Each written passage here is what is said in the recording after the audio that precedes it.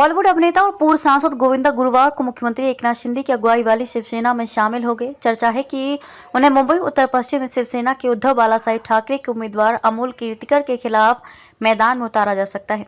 पिछले हफ्ते अभिनेता गोविंदा ने मुख्यमंत्री एकनाथ शिंदे से मुलाकात की थी। इसके बाद ही उनकी पार्टी में एंट्री पर मोहर लग गई।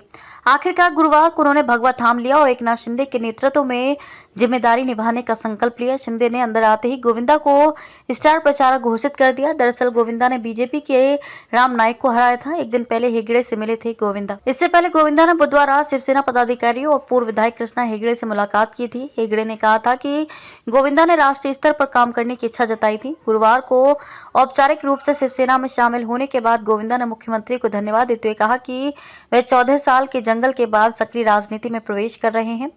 उद्धव ठाकरे की बढ़ेगी टेंशन। शिवसेना के उद्धव बालासाहेब ठाकरे पार्टी ने उत्तर पश्चिम लोकसभा सीट से अमोल कीर्तिकर को उम्मीदवार बनाया है। वहीं महायुति की ओर से उनके खिलाफ कोई उम्मीदवार घोषित नहीं किया गया है। आखिरकार गुरुवार को गोविंदा ने बालासाहेब भवन में शिंदे गुट में शामिल होकर चुनाव लड़ने के संकेत दिए। मुंबई की नॉर्थ वेस्ट सीट से मिलेगा मौका।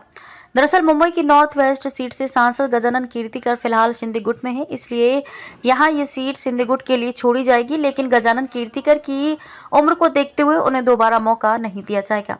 उनके बेटे अमोल कीर्तिकर को उद्धव ठाकरे ने उम्मीदवार बनाया है। शिंदे गुट यहां से चुनाव लड़ने के लिए उम्मीदवार की तलाश में था।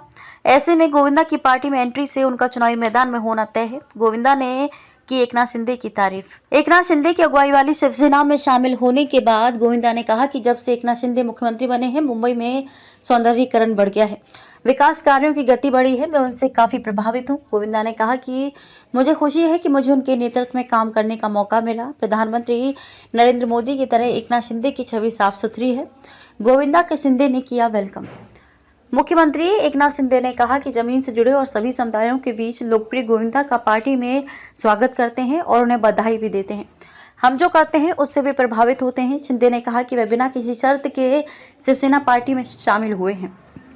2004 के आम चुनाव में राम नाईक को हराया था। 2004 के आम चुनाव में गोविंदा ने कांग्रेस की टिकट पर उत्तरी मुंबई सीट से चुनाव लड़ा था और बीजेपी के दिग्गज नेता राम नाईक को हराया था। हालांकि अपना कार्यकाल समाप्त होने के बाद गोविंदा ने फिर से अभिनय करना शुरू कर दिया और उसके बाद कभी राजनीति में नहीं आए।